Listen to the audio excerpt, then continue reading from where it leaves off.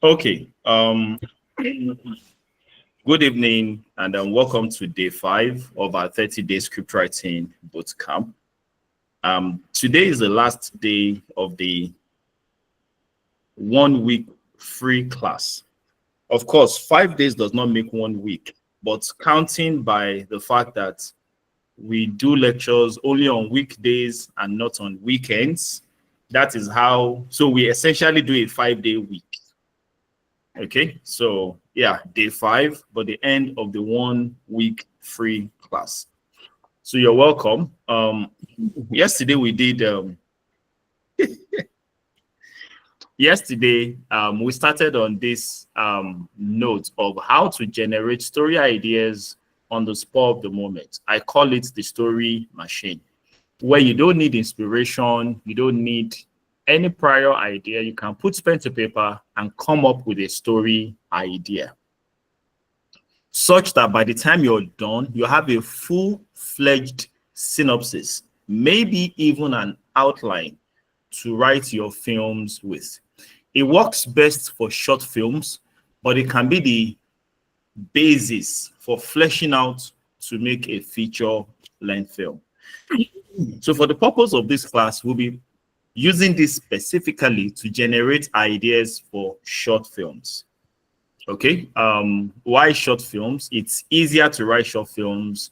It's less stressful. It's the best thing to cut your teeth with, like you're a budding scriptwriter and you're trying to hone your skill. It will take a long time for you to finish a feature-length script, but in a day or two, you can finish a short film. Get it looked over by somebody, probably get it short, and then you can see the end result, and it's easy to tell if your idea was working or if it is trash. So in 1 week, you can start from put pen to paper and get the film shot, and you can determine if you wrote trash or what you wrote is gold. Do that for 3-4 times, and you can get to a comfortable place as a writer where you're sure of what it is you're doing. You're sure of your craft.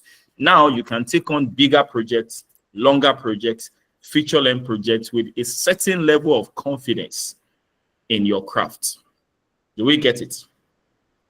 Okay, so yesterday I introduced us to the 4 stages of story. I said just like the lifetime of a human, you can liken a story to that. So a story can also have stages of life, just like a human has stages of life. The 4 stages of human life being infancy, stage 1. Stage 2 is childhood. Stage 3 is adolescence. And stage 4 is adulthood.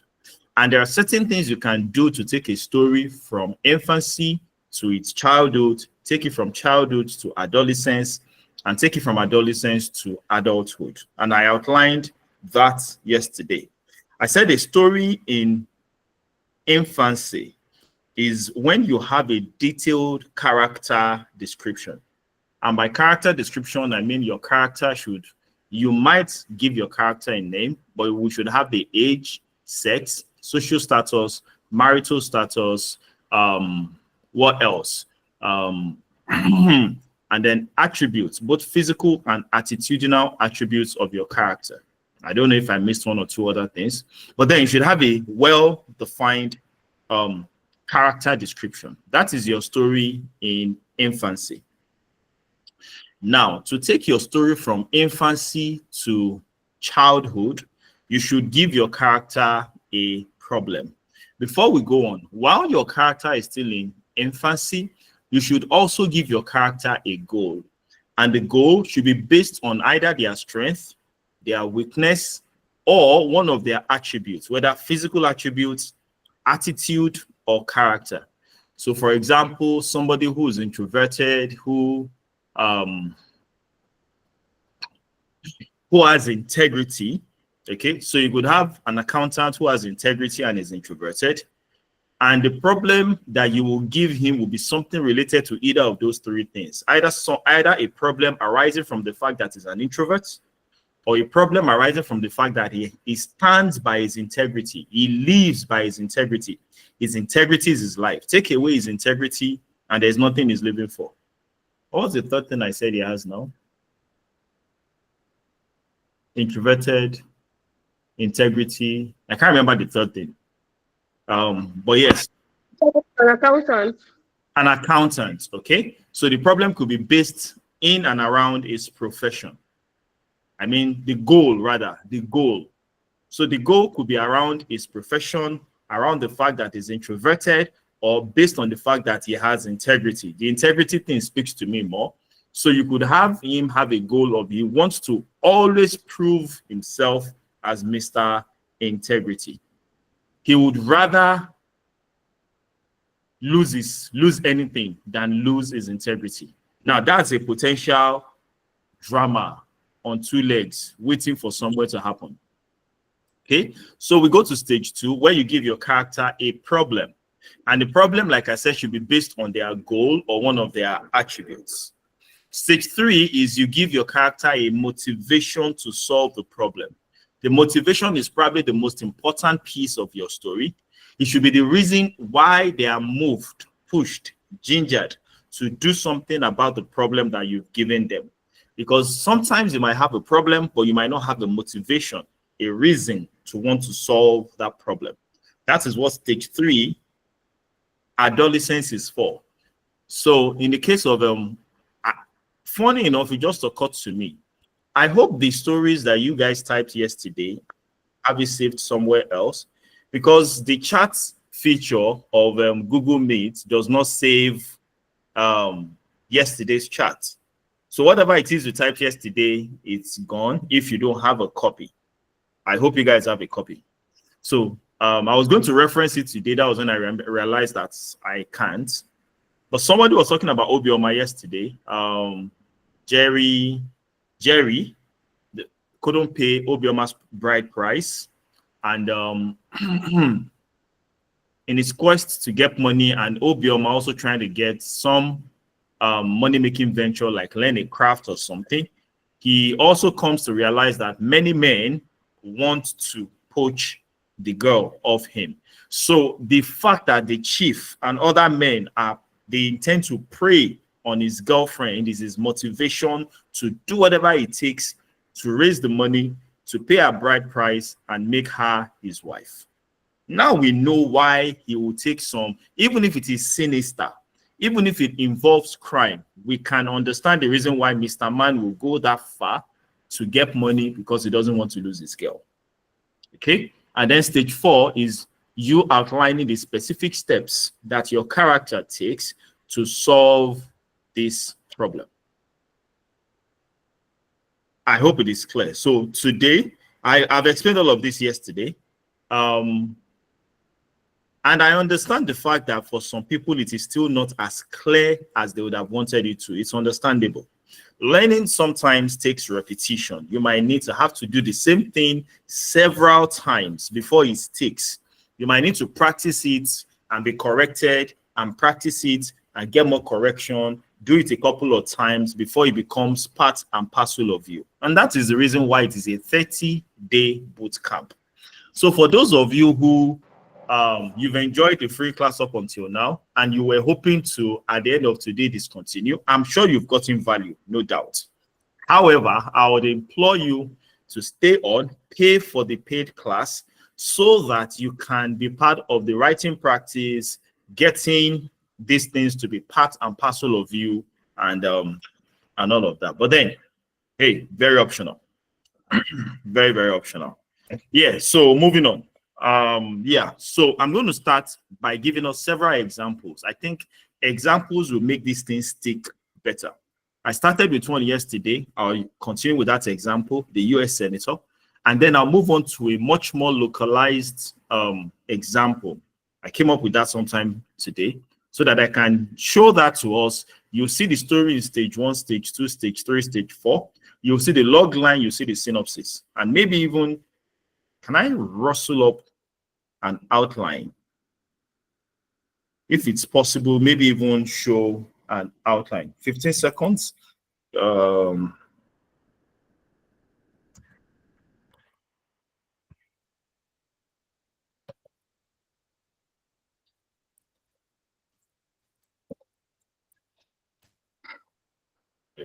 Okay.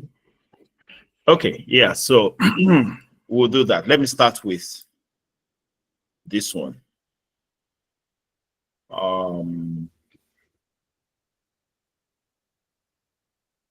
Yeah, this is it. And before I go on, any questions, observations, whatever, before I continue with class? Anybody? Yes, I have an observation. Okay, Oh, sorry, a question. go ahead. Okay, we spent 2 days dealing about character development. But I was Character looking at a development. scenario today. Okay. Okay, I don't know. I read one of Dan Brown's book. I can't remember the title now. The character in the beginning is 100 times different from the character at the end Yeah. because the guy had to go through a lot. So does it mean we can have several character description for one persona when we are for Okay. one Good character? question. Good question. You sound like a professor, like a I story wish. prof. Not really. Okay. I saw somebody else's hand was raised a minute ago. All right. So let me speak to, yeah. We have not done. Sorry. Sorry to cut you short. Before you go, some on a lighter note, Okay. we gave ourselves some ground rules. We should not misuse some words or Okay. some phrases like Okay. a full-length movie, feature movies. There's Feature, somebody has feature. used the word feature length twice today, at least. That would I be just me, wanted Abi. as is not mentioned in fact. Don't Thank you worry. very It's part much. of the Nigerian lingo. It's all right. It's all right. Okay. Thank you for bringing it up. Okay. You're welcome, So let sir. me start with character development. Sarah Adegun, you're welcome to class. Good evening. Who else has joined us since we started class? Matthew Precious, Merit Sinwachuku, good evening. Oladele Samuel, good evening. Uzoma, good evening. It's good to have you join us. Yes, so back to your question. So what we discussed is character description, not character development. Hello? And it's intentional because character development is a whole other level. But you need to even understand character description first, and then do a study of types of characters and all of that, from round character to dynamic character to flat character to static character and all of that. Learn about the protagonist, antagonist, the deuteragonist, and all of that before we now come to character development and character arc. That we will do in week 2. Okay? But for those of you who will not continue with us, and it sounds like French, I can give us a short summary of what it is. Here is the drift. Your main character is supposed to change during the course of the film. Everybody is supposed to start from a certain stage, and the happenings, the situations and circumstances that happens to them as a result of your story should have changed your character.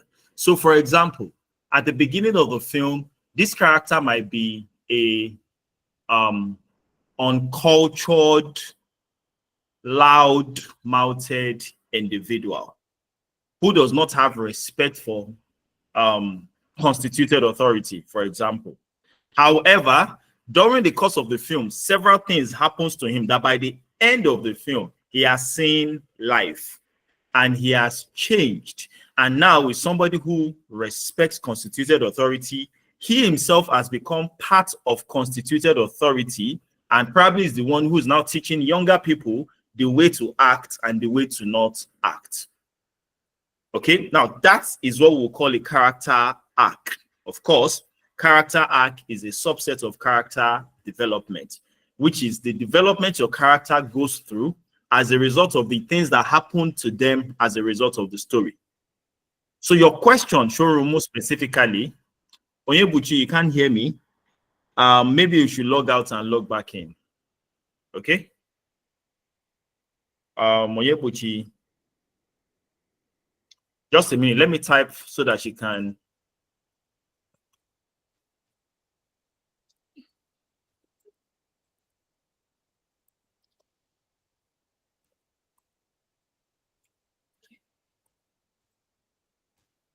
Okay.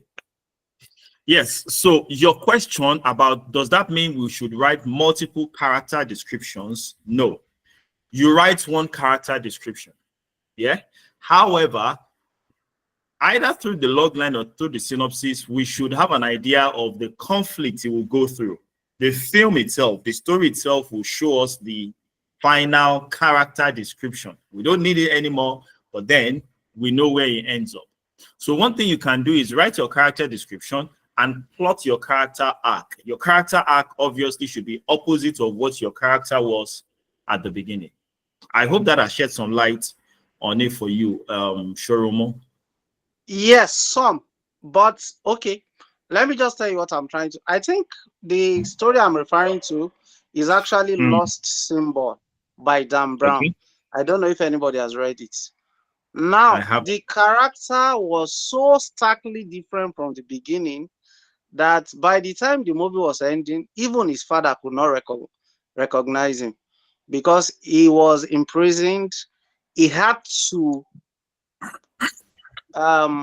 engineer escape from the prison and take up a totally new identity, went on steroids, tattooed himself from head to toe, bugged up, became moved from like a human being to an animal.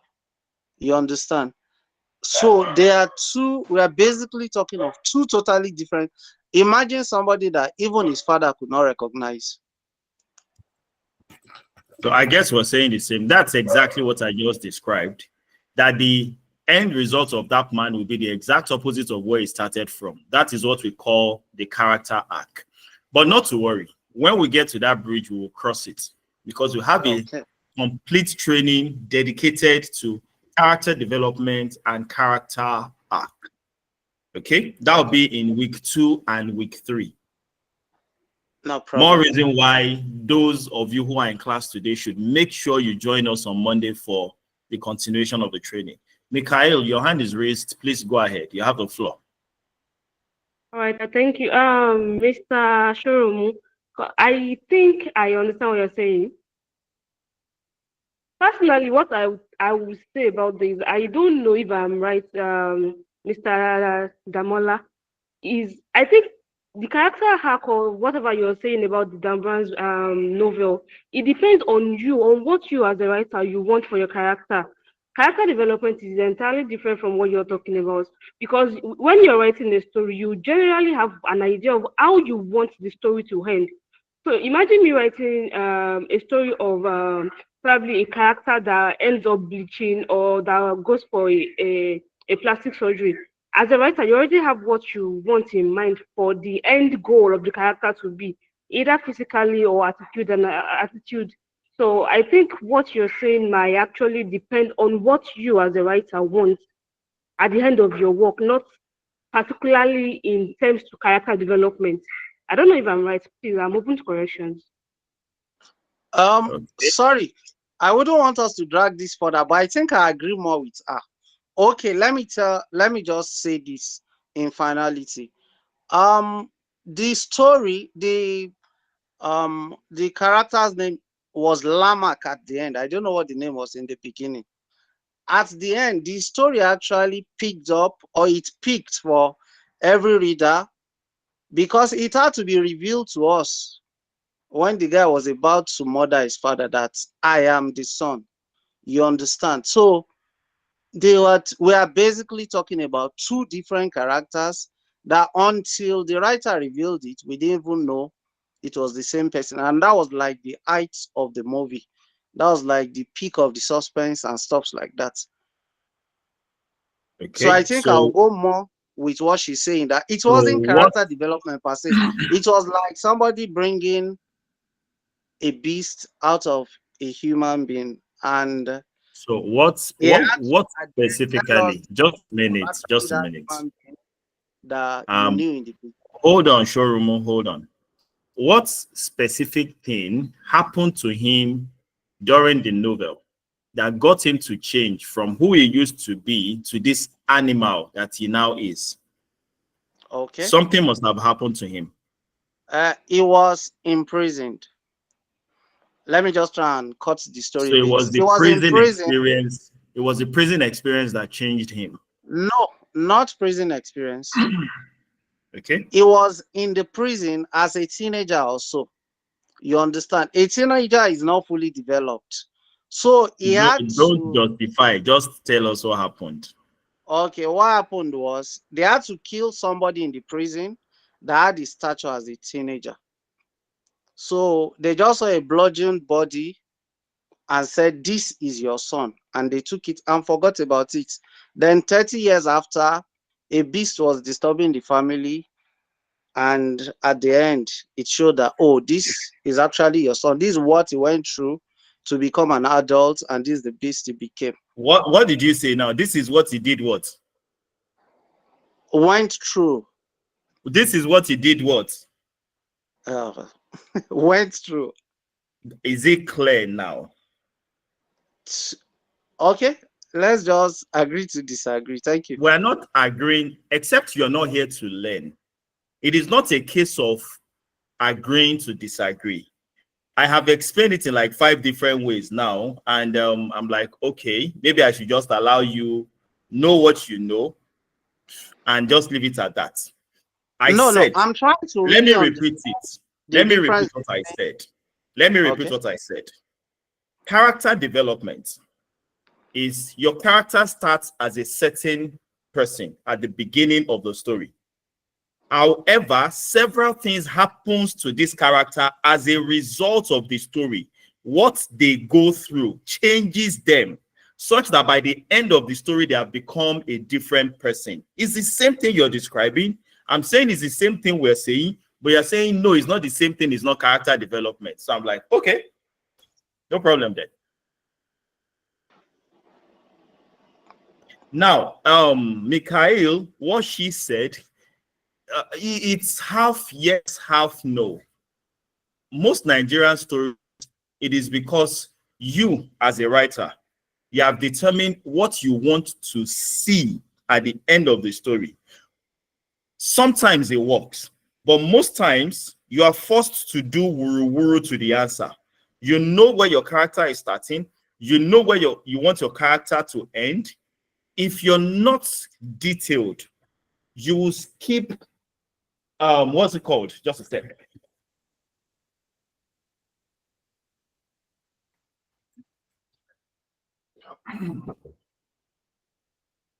If you're not detailed, you will skip specific things that should make person A turn to person B, and you just do wuru-wuru to the answer.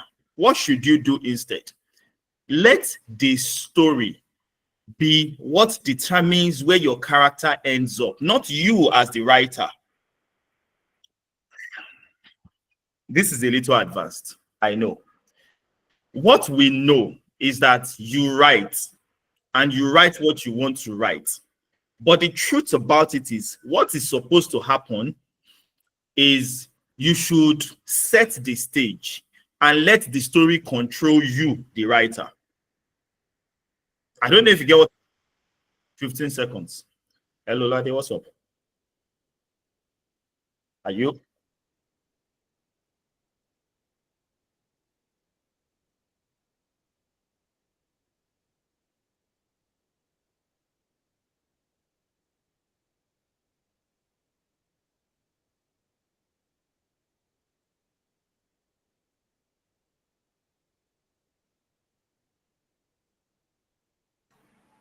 Sorry, I had an emergency I had to attend to.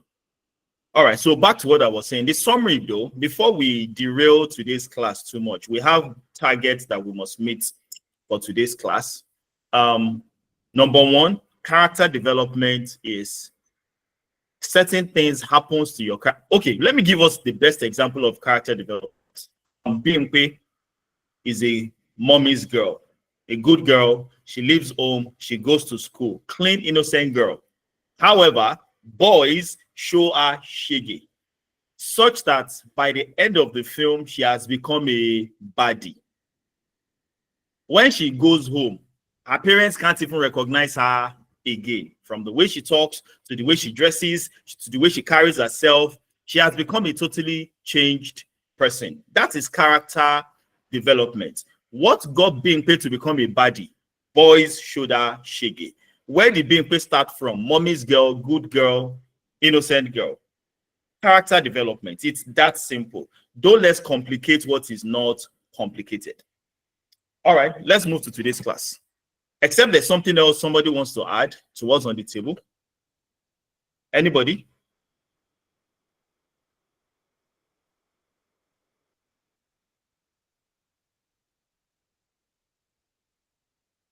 Should we go on? Silence means yes. All right, let's continue. Although I'm not sure I'm appreciating the silence though. It looks as if I'm teaching myself in class. Yeah, Let's with you. continue. Let's go on. We are with you. Okay. All right. All right. So let me start with the example of the US Senator. Remember, we're taking our story through stage 1, stage 2, 3, and 4. Infancy, childhood, adolescence, and adulthood. So for the story in its infancy, we have the character description: a US senator. Okay, that means his age is around 50, is a male. Stage 2, we're giving him a problem. He has a drug addiction problem. Stage 3 is where he gets caught. This is the motivation. He gets caught by someone, and the person who caught him starts blackmailing him. Stage 4 is where we look at the specific steps, the specific actions your character takes to solve the problem. So he sends assassins to the person blackmailing him. However, the assassins fail. Finally, the senator gets arrested and he ends up in prison. Very simple story, but he lays out the character description, the problem he has, the motivation he has to solve the problem, and the specific steps that happens immediately after. Is that a little clear? Okay. Yes. Yes, Okay. sir. Just a minute. Let me share the other example.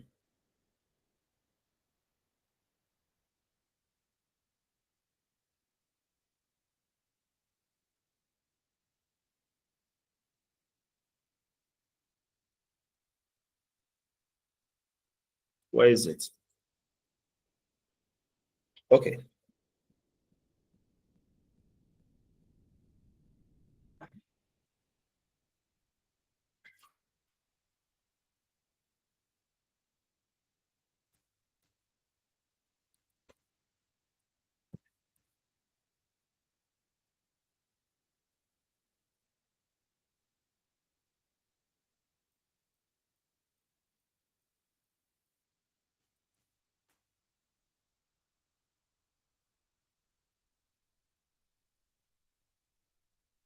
Okay.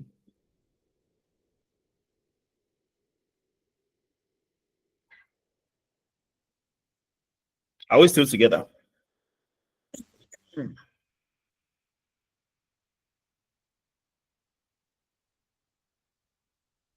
Okay. I don't know if you can see my screen.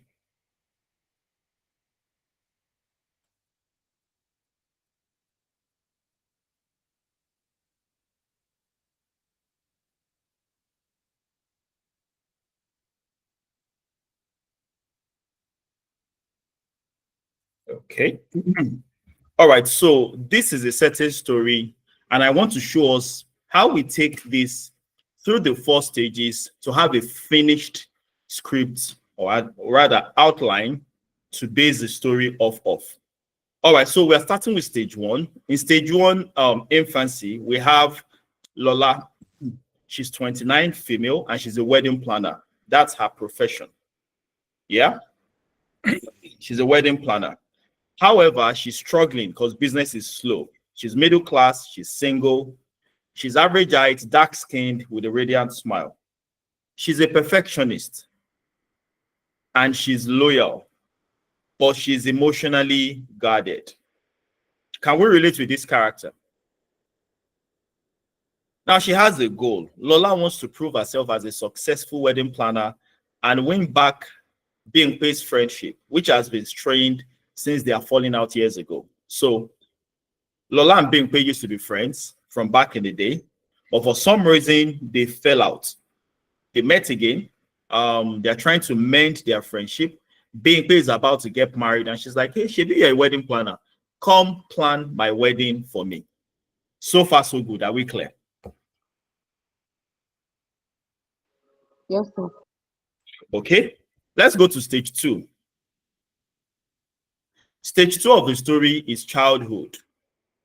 Okay, so Lola is hired to plan Bimpe's wedding, but this is the problem. Remember that stage 2 is when you give your character a problem. Let me add, I'm sure some of you are reading stage 3 already. Let's leave stage 3 alone. Let's stick to just stage 2. Okay, so this is the problem. Lola is planning Bimpe's wedding, but she realizes that Bimpe's husband-to-be, Deji, used to be her ex-boyfriend from university. The revelation stirs up old feelings and unresolved emotions, making it difficult for Lola to stay professional. Does that sound like a viable problem? Yes. Now, Yes, 2 sir. things this is based off. Number 1, remember that Lola is loyal. So when a girl who's loyal, who wants to be loyal to her friend, discovers that the man she's about to be married to is an ex of hers, yeah, and old feelings resurface, she, number 1, wants to stay loyal, yeah. Number 2, she's a wedding planner and she touts her professionalism. Now her feelings to this person is disturbing her professionalism. Do you see where the problem arises from here? Okay, let's go to stage 3, adolescence. This is where we give her a motivation to solve the problem. So as Lola works closely with Deji on wedding preparations, he begins to flirt with her. Remember, the problem was emotions were resurfacing, but that is a problem. It still is not a motivation. The motivation is when Deji starts flirting with her. You know, you can have feelings for someone and the person no look your side and everything might still be okie dokie. But you have feelings for someone and the person now starts actively flirting with you. Wow. And that is where Lola has found herself. This is the motivation for her to do something. So Deji begins to flirt with her, reigniting her feelings for him. She struggles to maintain her loyalty to Bimpe while hiding her emotions, fearing that her secret could ruin everything. So question is, what does she do? So let me ask us, especially the ladies in the house, if you find yourself in a situation like this, what would you do? What would Deborah do? What would Faith do? What would Mikhail do? I'm not going to ask Alaba Duluju, you're a guy, so you don't qualify. Rafiat, good evening. I noticed when you came into class. We welcome everybody who's in class. Thank you for joining us tonight. I'm guessing today is your first day in class. You're welcome. Mikhail is an ex for a reason. Well, we are not saying he's not an ex, but he's flirting with her and she still has feelings for him. So if it was you, what would you do? Deborah says she will stop the wedding. That means you will not plan the wedding. You japa, Shebi.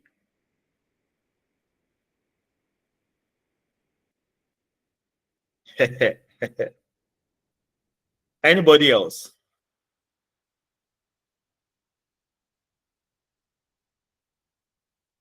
Faitharino, try your best to stay professional and do your job by avoiding him. Really? You can avoid him. You are sure? Mikhail, tell the bride who's my friend. Let her decide. Okay. Francis, I won't tell my friend since I'm trying to strengthen our relationship. You see? Voila. Somebody says tell the friend. Another person says don't tell the friend. Which one should we do now? Somebody says stop being the wedding planner. The other one says stay professional. Which one are we going to choose now?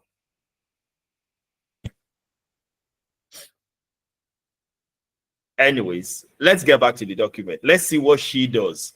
So stage 4, the story in adulthood. On the eve of the wedding, Deji corners Lola in a private moment and tries to rekindle their past. Lola, who is overwhelmed by emotions, almost gives in, but stops herself at the last moment, meaning they kiss, they hug, they smoosh, they don't they off, and then her head can't correct. Realizing the consequences of her actions, she snatches herself from his grip and runs off, feeling guilty and conflicted. The next morning, Lola wakes up to the shocking announcement that the wedding has been cancelled. At first, she fears it because of her, but Bimpe later reveals the truth. She caught Deji with another ex-girlfriend under the covers.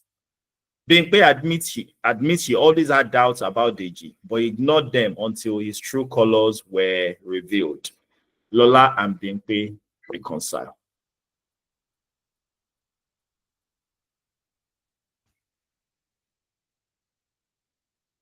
What do you think?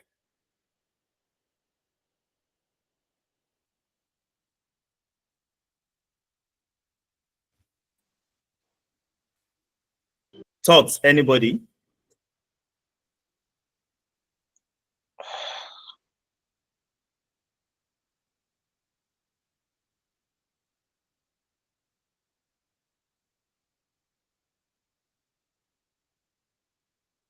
Anybody?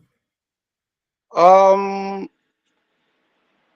we are not dealing with one but two exes now. Did you know you're about demon? So I think Deji's village people are in this case, more or less. Oh, did you not just free guy, you know? Did you just free himself? Oh, by the way, let me ask a question. Who is this story about? Deji, Bimpe, or Lola?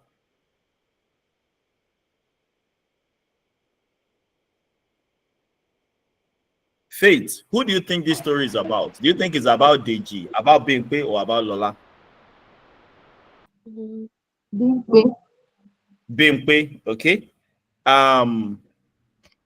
Mikhail, who do you think this story is about? Lola. I think Lola is the song on it. Rafiat, you've not said anything in class since you joined us. You can type it if you don't want to open your mic. But who do you think this story is about? Is it about Lola, Deji, or Bimpe? Deborah, for me, is Deji. Okay. Stephanie, Lola. Okay. Oladele Samuel, Bimpe. Okay.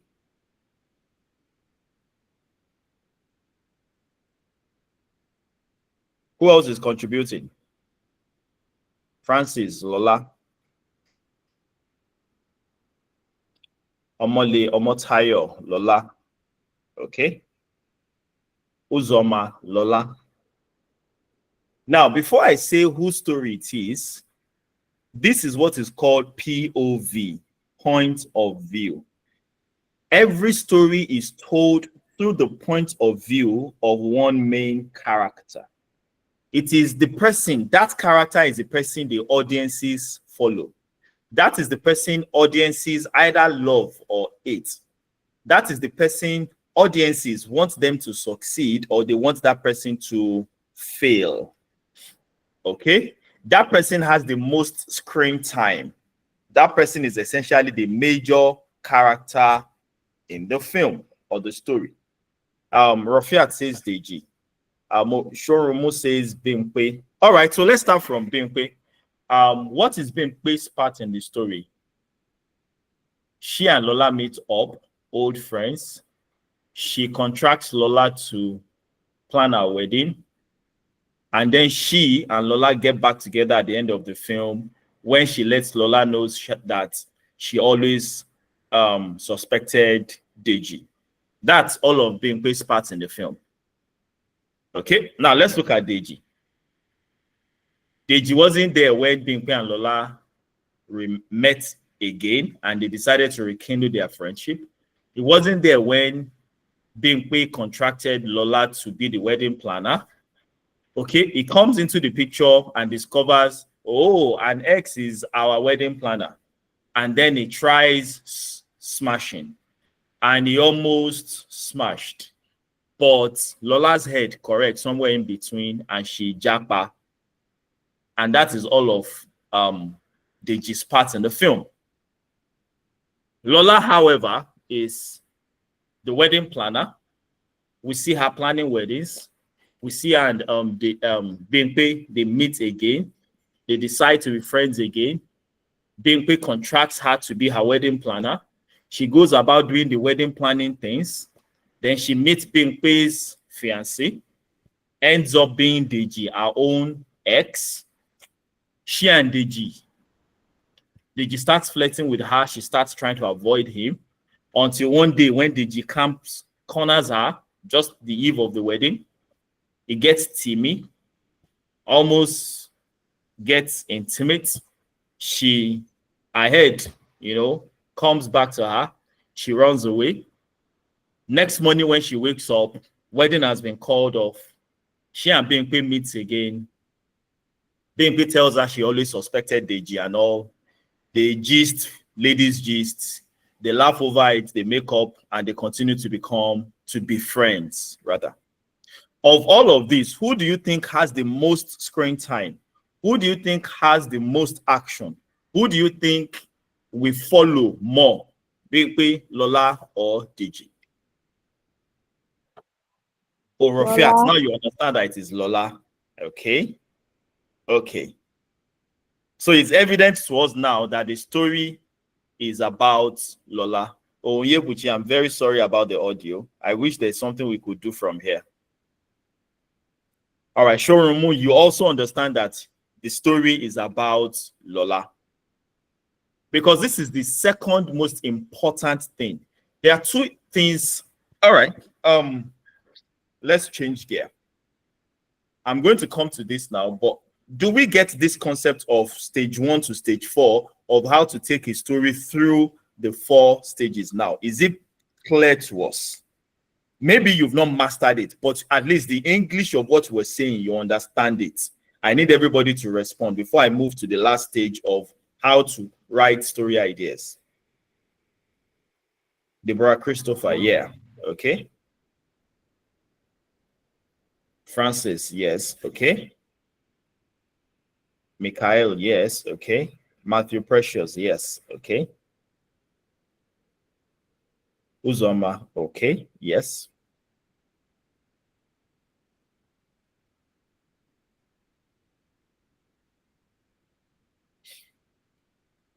Okay.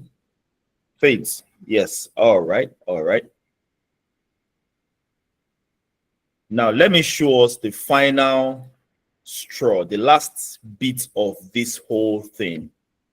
How to come up with story ideas. Remember that is what we're speaking to. How to come up with story ideas. And what we've been discussing has actually been step 4. Wait, step 4 has 4 steps.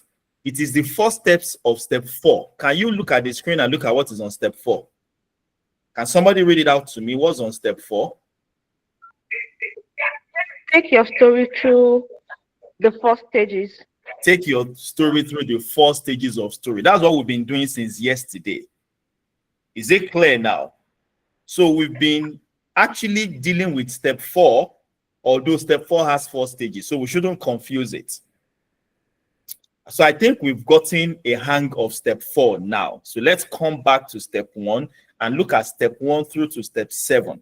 It is a combination of all of these that equips you to be able to write a world-class short film, any story whatsoever. But remember, for this particular purpose, we're niching down, hammering on writing short films. You can apply it to feature films too, but short films.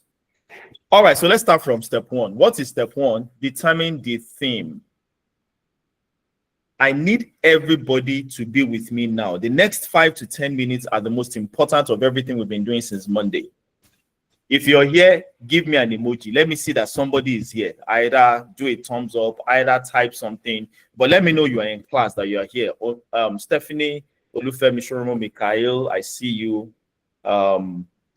Deborah, Uzoma, okay. Stephanie, Oyebuchi, okay. Oyebuchi, thank God that your audio is back. That's good to know. Rafiat, okay. Okay. Oladele Samuel. All right, so let's go. Matthew Precious, okay. So I'm taking us through the 7 things you have to do to come up with a world-class story idea. So step 1, determine the theme. What is the theme of your story? The theme of your story is the message. It is what you're trying to say. For example, love conquers all. That is a theme. For example, don't be too rash in taking actions. That is a theme. For example, don't judge a book by its cover. That is a theme. Can somebody now randomly just type a theme? Either turn on your mic, say it, or type it. Just come up with a random theme. Theme is one of the easiest things we can come up with.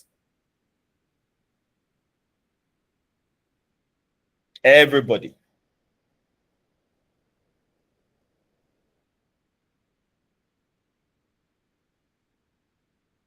Yellow. Team. Anybody? Team? Is anybody typing, or is anybody saying what theme they have in their heads? Showroom Olufemi, keep right. I'm not sure I understand keep right. It's quite open-ended. Oladele Samuel, dark journey. Dark journey too is too nebulous. I want you to make it very specific, something we can relate with. Faith Precious, family needs attention. Okay, this is very specific. Family needs attention. Or you could turn it and make it even more specific. The consequence of not giving your family attention, the needed attention. Now we're clear what we're trying to say. Deborah Christopher, shattered heart. Hey, these Nollywood people, they will not kill us. Which one is shattered heart again? By shattered heart is not a team. Oh. That's the title of a film. Oh. While I kind of understand what it is you're trying to say, but shattered heart is not essentially a theme. You're going to need to make it into a sentence. Either why somebody gets their heart because their heart has been shattered. Why, maybe something like be careful. What's this film? Acrimony. Acrimony was about when a woman gets fed up, what she can turn to, what she can do, for example. Okay. Mikhail Ajibola, first daughters are not parents' saviors. They are children too. Beautiful. Faith Arono, the theme of forgiveness. Okay. Oyebuchi, payback time. Okay. You can make it more specific, but payback time is quite okay, but you can make it more specific. Shoromo Lufemi is good to be good. Okay. Rafiat, life is not a bed of roses. Sure. Stephanie, love always finds a way. Beautiful. Oduwole Michael, an eye for an eye makes the world go blind. Now, so yeah, I agree. Deborah Christopher, the price to pay for betrayal. Sure. Stephanie, the arrows.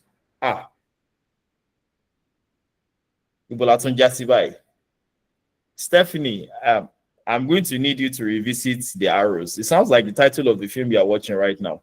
Or did you just copy from YouTube and paste it here?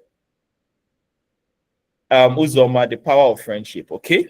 All right. So some of these are very, very cogent themes that you can write your film around.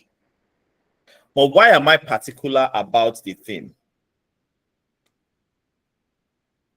Damola's rules. Rule number 1 to writing stories. Are you listening? Rule number 1, never, ever write a story if you don't have something to say. Never write something if you don't have, never write a story rather, if you don't have something to say. What did I say? Never put pen to paper to attempt to write a story if you don't have something to say. Meaning, if you don't have a theme, don't attempt to write a script. Can somebody say it after me? If you don't have a theme, don't attempt to write a script. If you don't have something to say, don't attempt to tell a story. Can somebody repeat it after me? I mean, like literally say it back after me. Either you're saying it verbally or you're typing it. I want everybody to connect with their fingers or with their mouth what I just said. Don't attempt to write a script if you don't have a theme. Don't bother to write a story if you don't have a message.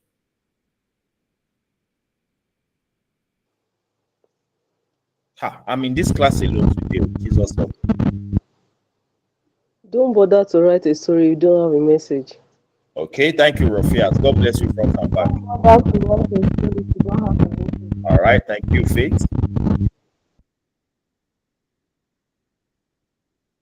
Oduwale Michael, don't attempt to write a script if you don't have a theme. Okay. Mikhail Ajibola, never write a story if you don't have something to say. Don't attempt to write a script if you don't have a theme. Beautiful. Shoromo Lufemi, don't write a story if you don't have something to say. Uzoma, don't attempt to write a story if you don't have a theme. Deborah Christopher, don't attempt to write a script if you don't have what to say. Stephanie, don't bother to write a story if you don't have a theme. Good. All right. So it is good that we have stored this up here. Like I said, this is Damola's number 1 rule to writing a story. Rule number 1, don't attempt to write a script if you don't have anything to say. The theme, now let me tell you the reason why it's important. I've said don't, but I didn't tell you why. The theme that you choose is what helps you keep your story on course. It is what helps you guide your story to the end. If you don't have a theme, you will flounder. You will get lost. You will start from point A, but you will not get to Z. Why? Story has a way of morphing. It is not until you know exactly what you want to say that you're sure that you say what you intended to say. Show you what, do you get what it is I just said? That is the reason why you should have a theme. So for example, the theme for your film is, let me find one. Hell hath no fury. Mikhail, who said that now? Hell hath no fury like a woman scorned. That's Mikhail, yeah. Hell hath no fury like a woman scorned. That is a theme. If that is what you set to write your film about, for those of us who don't understand the saying, it means if you scorn a woman, if you do something that makes a woman feel scorned, feel shamed, feel she can, if she chooses to revolt and pay you back, voila, you will suffer. Or to put it another way, the worst suffering that can happen to a man is if a woman chooses to punish you. That's another way to say hell hath no fury like a woman scorned. For men in the house, just pray that woman no decide, say she want to show you pepper. Because the day a woman decides to be on your case and show you pepper, you will see pepper. You will see pepper. Okay? So if that is the story you intend to write, you know that is not a love film. It might start out as a romance story, but it is not essentially a romance. You can't get lost somewhere where the two of them now make up and they are now sleeping together. What are you writing? Is that what you said? Do you understand what I'm saying now? So if you have a theme at the beginning of when you start writing, it would help you guide your story to get to its destination. Show you. Please make this class very, very interactive. We're on the last lap of the last. Sir. Okay. All right. That's a dirty. All right. So let's go to step 2. Determine the genre.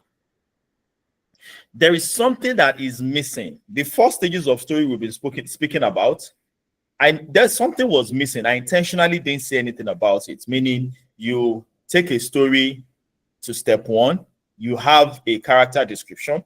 Stage 2, you give it a problem.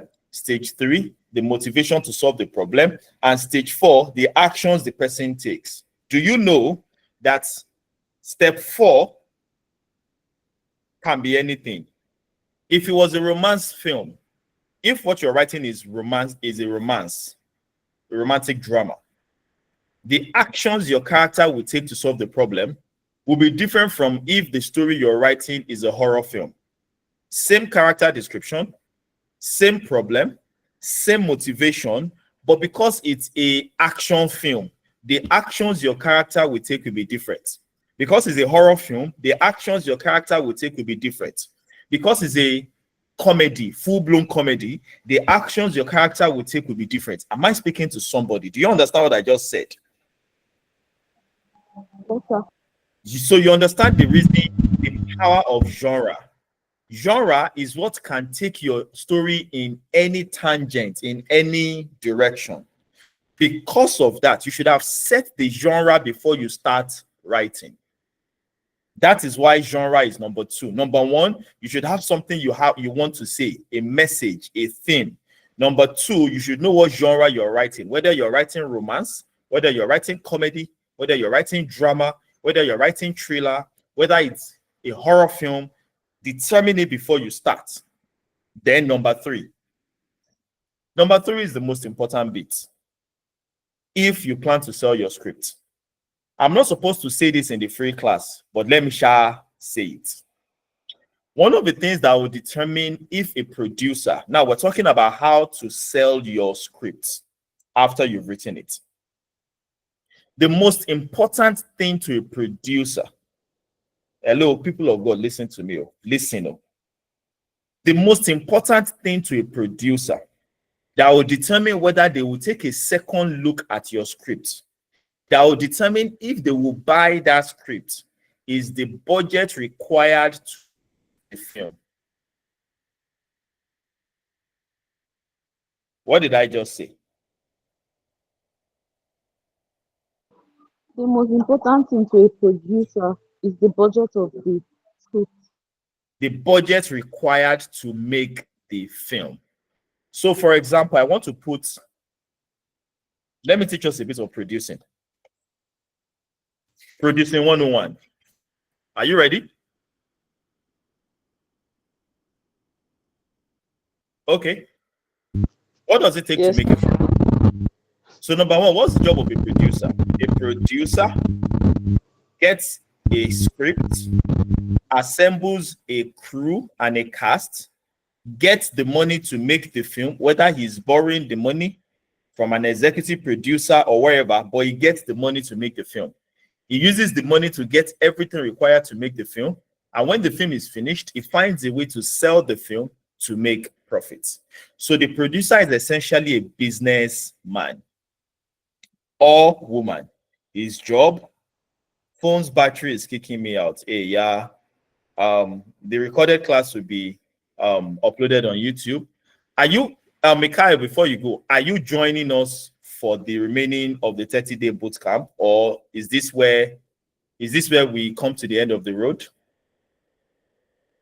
While she's answering, those of you who today is going to be your last day with us, do you want to collect a certificate? If you do, reach out to me. It's 10K. Let's just leave it at 10K. Reach out to me. You can ask for a certificate. You can get a certificate for the program. The rest of us will meet on Monday. Moving on. What was I saying? Yes, a producer is essentially a business person. Now, what does it take to make a film? Number one, you pay the script writer, Shibi. Number two, you put together a crew, director, assistant director, production manager, location manager, somebody for makeup, somebody for wardrobe, somebody for welfare, and maybe logistics and transportation. You're paying each of these people about 30K, 40K for the film. Meaning, if you're shooting over a 5-day period, you're paying them 10K per day. For 5 days, that's 50K each. I just listed like 7-8 people. The director will charge more. Some people will charge more, some will charge less. But even if you calculate 50K for 8 people, that's 400K already. That is minus the cinematographer who will shoot. That is minus how much you're paying the editor. Budget another 400K for that. That's 1 million. 1 million only for crew. Let's go to actors. Some actors charge 200K, 400K, 450K, 1 million naira per day on set. If you're shooting for 5 days and you have a B grade actor who's collecting like 1 million per day and is on set for 5 days, how much is that? And then you have some 4 other actors. So summary is you are keeping like between 2 million to 5 million naira for cast. Okay. And then location, you're paying for location. And then welfare, you're going to feed your actors breakfast and lunch at least twice a day. And together we've calculated like 15 people, 8 crew members, 7 casts. That's 15 people. You'll feed 15 people for 5 days. You feed them breakfast and lunch. That's roughly 500K. At the end of the day, you're not going to spend anything less than 2 million, and on some cases as much as 7 million to make the film. I've not counted anything extra, just cast, crew, equipment, food, location, 2 million to 7 million, depending on the level of cast you're getting. Good.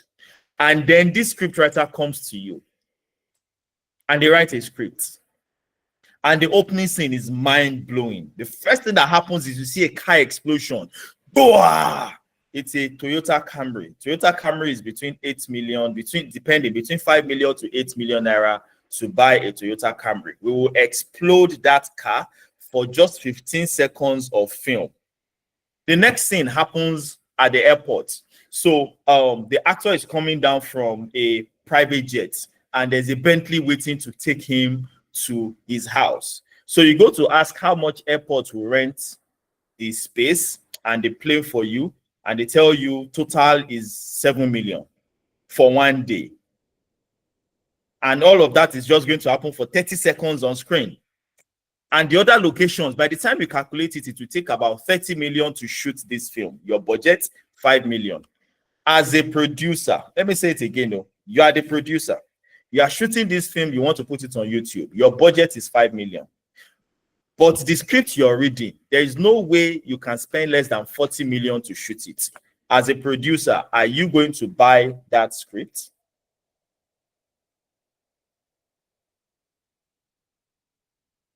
No, of course not.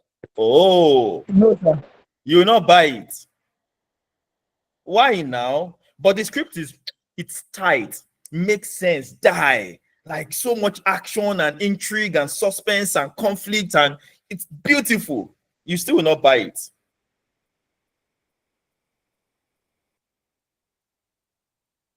Okay, if you will not buy it, why not? Why will you not buy it?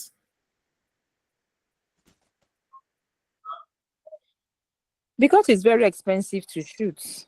Because And you it's cannot afford to shoot it. Yes. Exactly. And most budding writers is why I said at the beginning of the class, day one, let me remind us what I said. I said the script writer should know everything about filmmaking. I just taught us producing 101 now. There is no script writing class you will take in this country. I can tell you categorically where they will mention anything about producing for you, even if the fee is 250K. I'm talking about it in a free class. Anyway, summary is, if you don't know what it takes, you will write rubbish. Not because what you write is not making sense, but because what you write is not suitable for the people you want to write it for. You must think like a producer while you're writing. In fact, you must think like a particular producer. Have a producer in mind when you're writing your script. Know the kind of films that producer produces. Watch about 3, 4, 5 of their films. And because you know a little about film, you can gauge this film. Okay, he spends about 2 million, 5 million, 10 million, 15 million on his films. You can gauge it and then you can write a script to that budget. Summary is this: determine the budget before you start writing so that you don't write a script that will not be buyable. Do you understand the reason for number 3 now, which is step 3, fix a budget? Because you might think, what is my own business with fixing a budget? Because you must think on behalf of the producer, or else the producer will not buy what you have written. Are we clear? Yes, sir. Okay. All right. Step 4, we've been talking about step 4 since yesterday. So I assume we know step 4 and we understand it now, which is take a story through the 4 stages. Now, how it affects this is because you've determined 1, 2, and 3. Before you get to step 4, you will be able to take more informed decisions about the 4 stages of story now, since you now know the theme, you know the genre, and you have fixed a budget. Step 5, determine whose POV is this story. Have I explained what POV is to us now? Using Lola's story, I explained to us through whose eyes we are experiencing the story. You must have a main character, and it must be that main character's story. So all the decisions, when your character description must be about Lola, the problem must be Lola's problem. The motivation, it must be Lola that must be motivated to solve the problem, and the solution she comes up with must be Lola's solutions. That is when you're writing through Lola's POV. By the time you're done with this, it should be easy to come up with a log line and a synopsis, and finally to outline your story. In that spirit, let's take a look at the log line for Lola's story and the synopsis and the outline, and we can officially bring today's class to a close. I still have not taught us how to format a script. I really want to do that. How many of us know how to format a script? Please indicate in the chat. Let me know, so I'll know if it's still something we must do. If a large percentage of us do, okay. But if most of us don't, that means we must find a way to still get it done. Please indicate if you know how to write a script. Sorry to bring you back. I stopped at 5. I didn't get 6 and 7 actually. It was on the screen just now. 6 and 7 is after you've but you got 5, which is the POV. Yeah. Hello. Did you get 5, which is the POV? Know whose POV you are writing from. Yes, I got that. Yes. Aha. Then step 6 is write your log line and your synopsis. And step 7 is write the outline for your story. And that's what we're about to do now. Thank you very much. You're welcome. So step 6, log line. Now, this is the log line for Lola's story.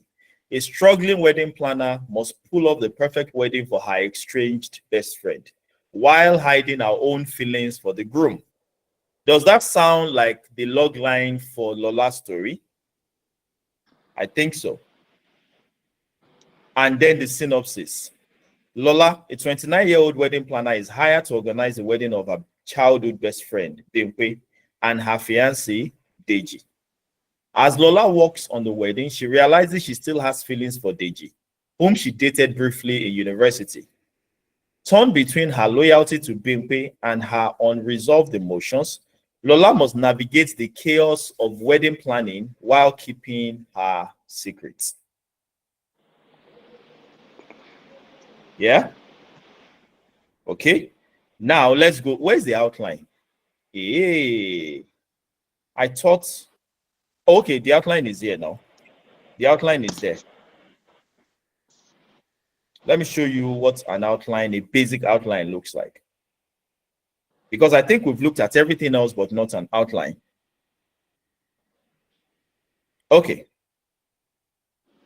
So this is the outline. Lola, a struggling wedding planner, is hired to organize Bimpe's wedding. Lola is excited to reconnect with Bimpe and prove herself as a professional. During the initial meeting, Lola discovers that the groom is Deji, her ex-boyfriend from university. Old feelings resurface as Lola works closely with Deji on wedding preparations. Deji begins to flirt with Lola, making her feel conflicted and guilty. Lola tries to suppress her emotions and focus on making the wedding perfect. Bimpe confides in Lola about her doubts about Deji, but Lola stays silent about her past with him. As the wedding day approaches, tension builds between Lola and Deji. On the eve of the wedding, Deji corners Lola in a private moment and tries to rekindle their past. Lola is tempted but stops herself at the last moment, realizing the consequences of her actions. She pulls away from Deji and runs off, feeling guilty and conflicted. The next morning, Lola wakes up to the shocking announcement that the wedding has been cancelled. Lola fears it's because of her and avoids being consumed by guilt. Bimpe eventually confronts Lola and reveals the truth. She caught Deji with another ex-girlfriend under the covers.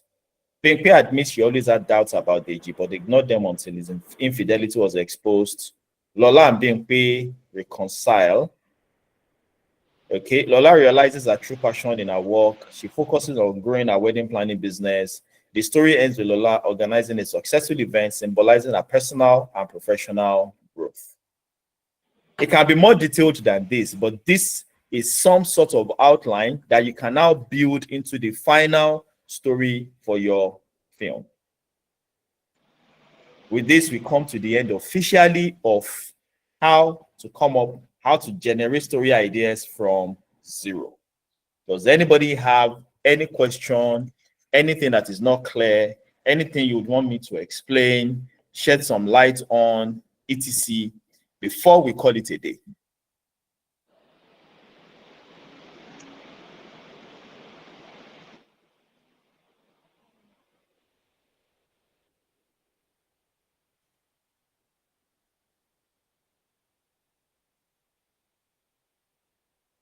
Hello, people of God.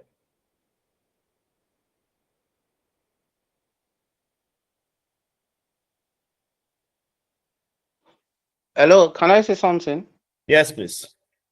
I know definitely a lot of Nigerian movies that I've watched don't obey this rule. That's the 7 rules. Then, secondly, I found out in writing generally, the there are rules. Then some people are so good they break them and get commended for that. Let me give you an example. Usually, when you're writing a novel, it's usually a triumph of good over bad until Wole Soyinka came and the villain became like the hero in some of his plays. And funny enough, he won a Nobel for that, for his writing skills. So is that also a thing in movies? Yes, it is. John Wick is a professional, what's it called? Assassin. He's supposed to be a bad guy. We're supposed to hate him, but he's the protagonist in the John Wick series. Same with a lot of films today celebrate villains. Yeah. So it is a thing in movies too.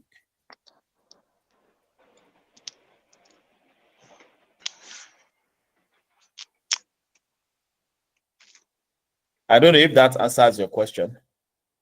Yes, it does. In fact, it brought Okay. my attention to a lot of them. Prison Break should be one. Um, Money There are so Heist is many. another. So they Exactly. basically go against the grain, but they did it so well, and they probably got recommendation and awards for that. It's about who you make the audience love.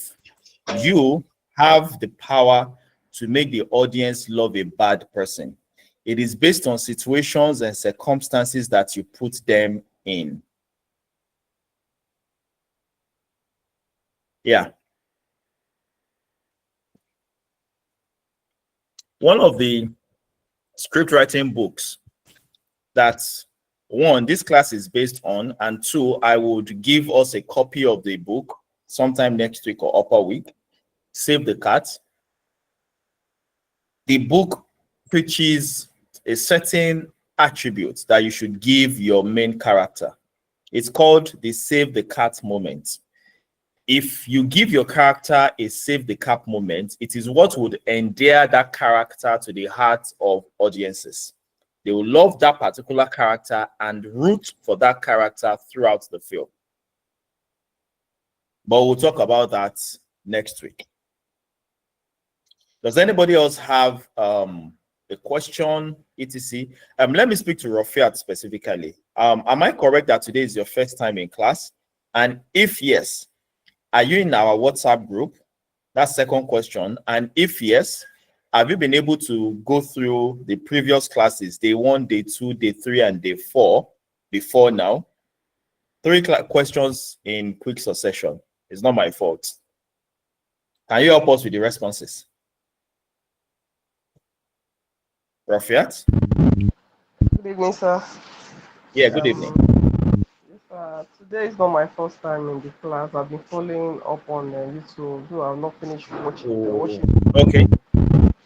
classes, but Okay. I'm following. Okay. So that means you've seen the previous classes before now. Yes, I've seen some. Some. Okay. Follow-up question. Are you aware that there's a free segment to this training which ends today, and by Monday we're starting the paid part of the class? Are you aware? Yes, I'm aware. You said what? I'm aware, sir. Okay. So are you okay with classes today, or are you following us to stage 2? There's no penalty for any which one, though. I'm just asking. Um, Let me go through all the classes. I'll decide. Okay. But you know the terms and conditions, though. That is 25K to join the training, continuing from Monday. Yes, Are you aware? Yes, I am. Okay. So I'm speaking to everybody generally now. After today, I'm going to create a new WhatsApp group that will be paid, and only those who reach out to me, who pay for the class, will get added to that group. And that is where the login details for our classes and the YouTube videos will be posted.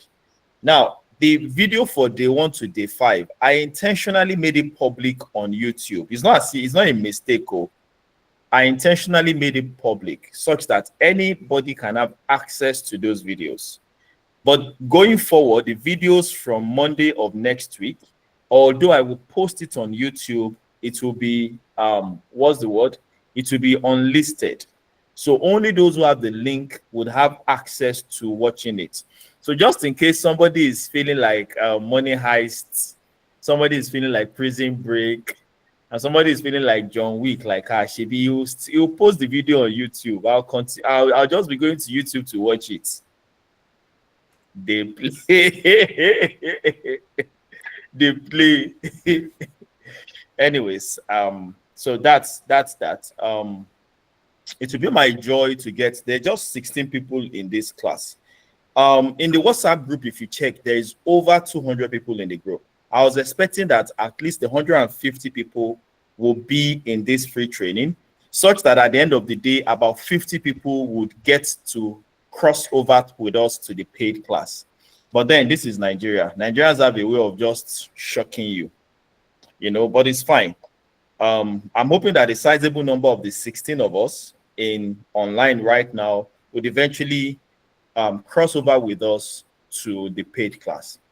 If you want to take the paid class, but you would rather want to discuss a payment arrangement, meaning maybe you can't pay all 25K at once, you can also DM me. We can have a conversation in that direction. Okay. And then we can take it from there. Yeah. So I'll take questions now for the next 5 minutes, and then we would officially bring today's class to a close. Any questions?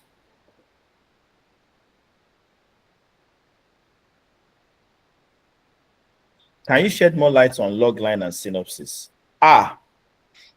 Stephanie, I'll recommend that you watch day 2's video or day 3's video. I think that's where we talked about logline and synopsis.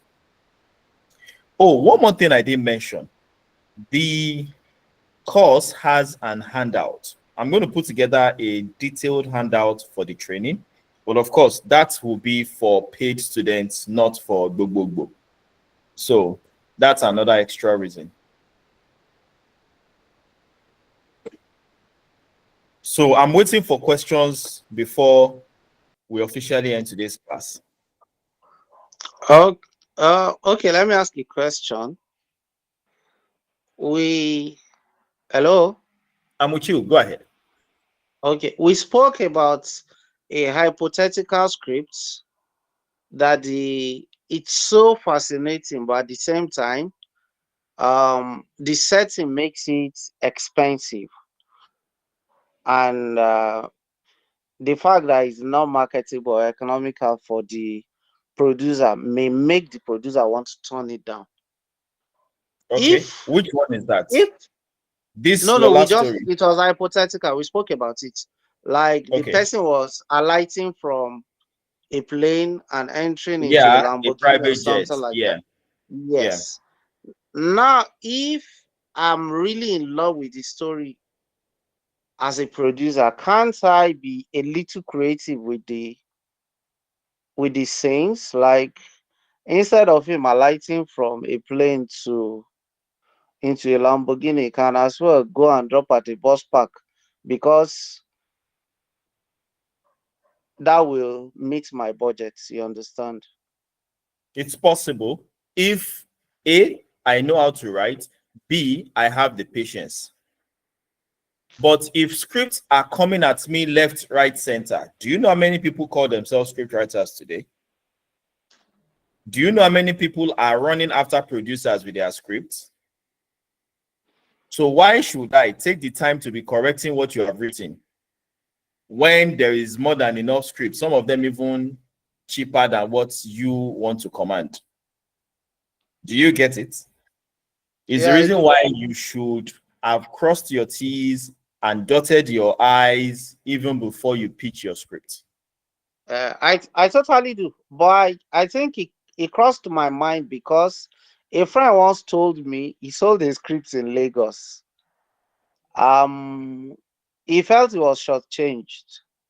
The producer was reading it in his front, and he got to a part, as in, I think some scenes were dedicated to his family members, and the guy had a laugh. The guy had a laugh. He was like, "Oh, I'm buying your script and I'll dedicate it to your family member. You are not serious." So I think the script's title was Finding Nina. I don't know whether you ever saw it. I didn't bother to look for it. But his biggest grouse was when the movie came out, they totally changed the setting. And from today's class, I understand why. Because the man had to change it from a very high class setting to a village setting and stuff. And I don't need anybody to tell me after today that it's simply because of the budget. Simple. Simple. And maybe it might not even be the budget. I just might not see any reason to want to showcase anything personal to you as a writer in my own film. Bad Belle can even join. I'll pay you for scripts, and I'll still be honoring your people in my film. I'll be the one. I'm not saying that's what happened. I'm just saying, Of course, I get it. It could be a He combination of so actually many. said that to his face anyway. So that can also be a factor. Okay. Let me take 5 minutes. Rafiat and Oyebuchi have mentioned this script formatting thing. So let me take 5 minutes to just run through it, to give us a basic introduction to how to write scripts. And then we'll close the class at that junction. I don't like how this class is quiet towards the end. It's almost as if nobody plans to cross over with us to the paid class. Okay, you know what? There's 15 of us here. I'm going to call all of you one by one, and I need you to answer. Let us know if you're joining the paid class or not. Oh yeah, roll call. Where are we starting from? Rafiat, Deborah, Faith Aruno. Just type your response in the chat. Let us know from when is from Friday that you will know Saturday that will be sweet. I'll be back on launching so. So let's know today who is coming with us to the other side. Like I said, it's not like there's a punishment or there's anything attached to whether you come or not, but it will just help us know how to plan for going forward. Okay. God bless you, Stephanie. Thank you for coming along with us. Okay. Who else? Faith Aruno. Okay. Thank you. What am I looking for now?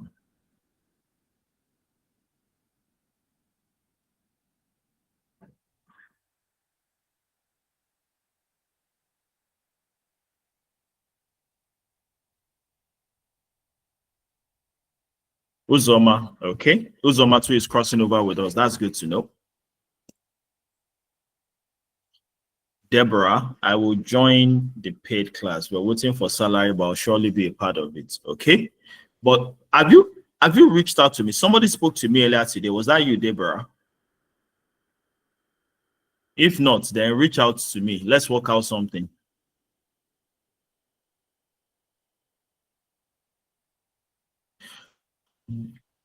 Digression. The worst thing, one of the things I hate the most in this life is for you to send your child to school, but because you either have not paid or there's outstanding balance, they will now send the child away from school or away from class. They will not let the child attend classes because you have not paid. Let's say they are justified, but after you have now paid in court, because the money you will still pay it. Now that you have paid, how would the child make up for classes that they have lost? Would they now do special training for that child for missing class? Or he has missed class, none here. Do you see how callous and wicked that is? Okay. So for those of you, I said that to say this. If there's anybody who intends to join us, but you're wondering, I might not have that money by Monday. So you're thinking to join us whenever you have money. What you have lost though. Okay, well, there's recorded class. But having said that, just have a conversation with me. You can join the class and we can work out something in that direction. Okay? Odiwale Michael, is fine. It's good to have you come this far with us. We celebrate you. We appreciate you. Would appreciate if you can be our ambassador. Let the world know what we're doing. Say we dey try small. Post it on any of your handles. Tell somebody about us. You get, yeah. Thank you and God bless. Stephanie, not yet certain. Stephanie, when you say not yet certain, is it the certainty? Is it about I'm not certain I want to take the class? Or I'm not certain I can pay for the class? Is it A or B? Let us know.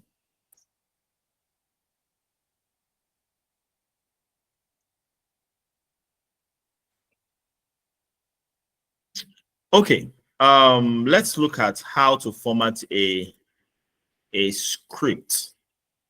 Two things now. Number one is that films not certain about payment. If it's the payment, like I said, just reach out to me, DM me on WhatsApp. For anybody who the challenge is money, DM me on WhatsApp. Let's have a conversation. Okay? All right. So the first thing I want us to understand as it concerns to how to format a script is how do we even approach writing a script? We write script in scenes. S-C-E-N-E-S, scene. We write films scene by scene. So all you need to know is how do you format a scene. Once you know how to format one scene, it is just one scene followed by the next scene, followed by the next scene to the end of the film. So what we're going to learn is how to format a scene, one. Okay?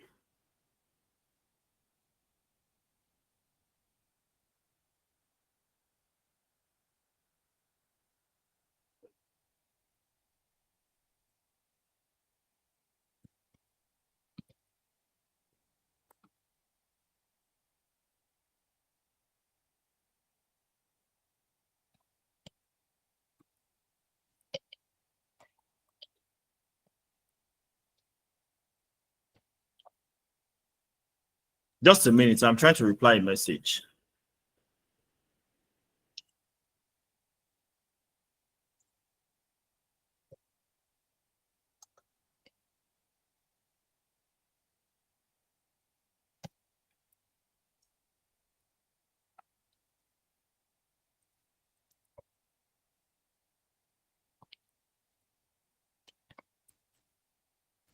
Okay.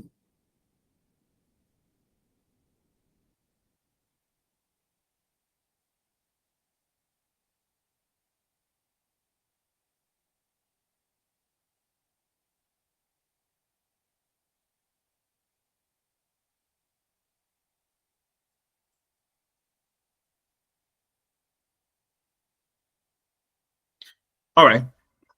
Sorry, I'm back. I just had to respond to a couple of messages. Forgive me for that.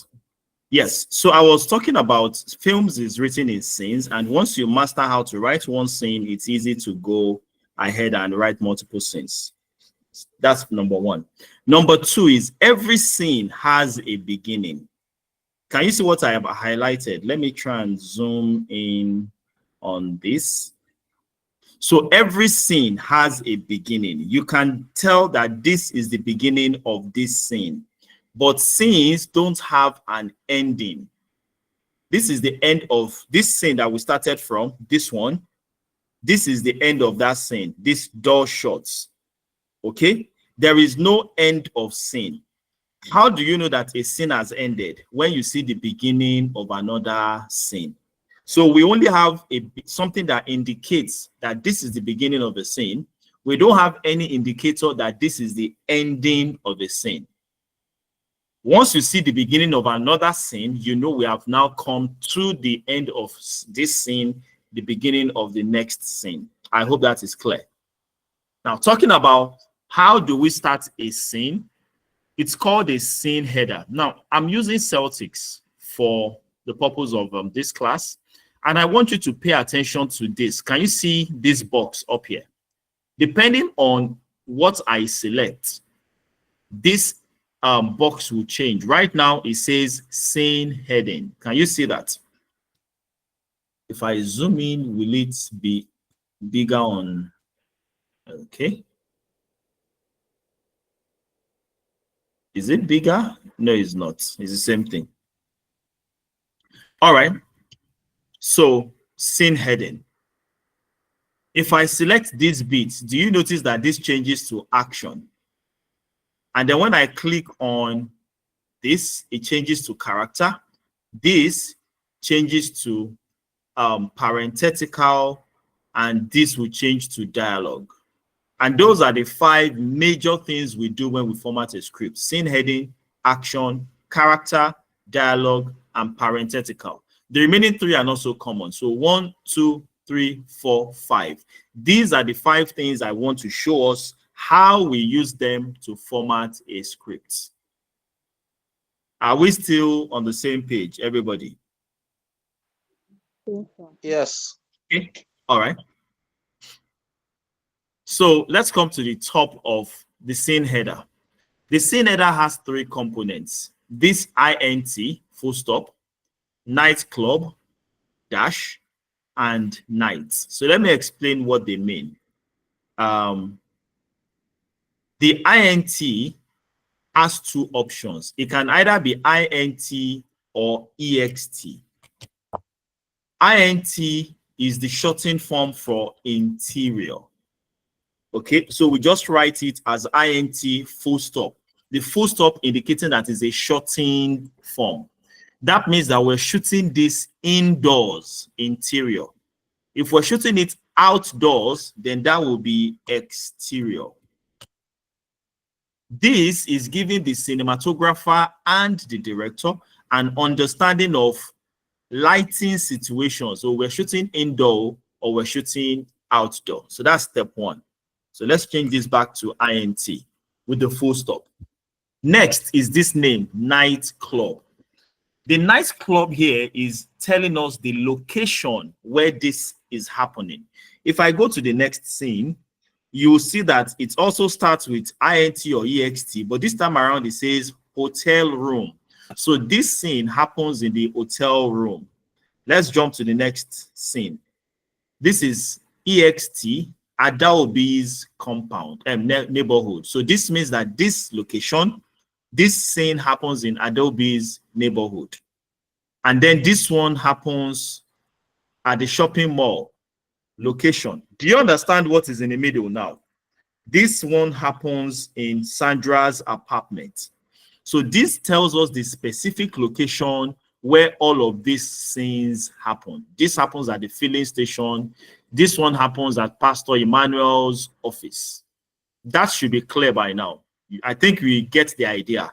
So int, the beginning is either for interior or for exterior. Then is the location. It will change depending on the location of where, what is all of this, where does it happen? It happens at the night club. Lastly, it ends with a night or day. So this can either be day or it can be night. I think it's quite clear. We say day if it happens during the day. If it happens by night, we will type night. So let me read all of this together. This happens at the nightclub. It's an interior shot and it happens at night. Let's come to Sandra's apartment. It also happens at night. It happens inside Sandra's apartment. Of course, it is interior, not exterior. The one that is an exterior is by day, during the day in the afternoon. It happens at Adenle's neighborhood, somewhere in the compound, and is an exterior shot. Can I get a witness if you understand the scene header now? Like you understand what we mean by the scene header, and you can format a scene header. Rafiat, I want to hear you specifically. You specifically asked for how to format.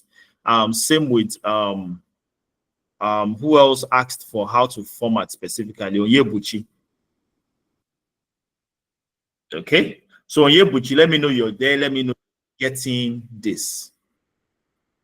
Okay, moving on. So that's the first component of formatting a script, the scene header. The scene header has three components, ext or int, the location, and then the time of day. Next is what we call the scene description or the action. Here it is called action. Another word for it is scene description. So every scene happens in a location, and most of the scenes have an actor or a number of actors, and the actors would have dialogue, stuff that they say to each other. But here is the question. When they are talking, how do they talk to each other? Where are they? What's the situation? What happens before they start talking? How do the actors know how to act this scene? How do the actors know the temperament, the state of mind, what they are supposed to be doing? All of that is what we write in the scene description or the action. So after you write the scene heading, then the next set of text you write is giving the actors and the filmmakers the context of what is happening in this scene. So let's read one scene description and so that it will make some sense to us. Let me find a short scene description. Most of the scene descriptions in this film are quite long. This one too long though. You know what? Let me find the final script. The final script is not as playful as this one, because this one is quite playful. I know, lie you. It was just flexing to show muscle. I want to ask a question. Yeah, go ahead, please. Now, when we are trying to start our story, is it necessary to outline? Is it necessary to outline all the characters that, apart from the lead character, is it necessary to outline all the characters involved in the story?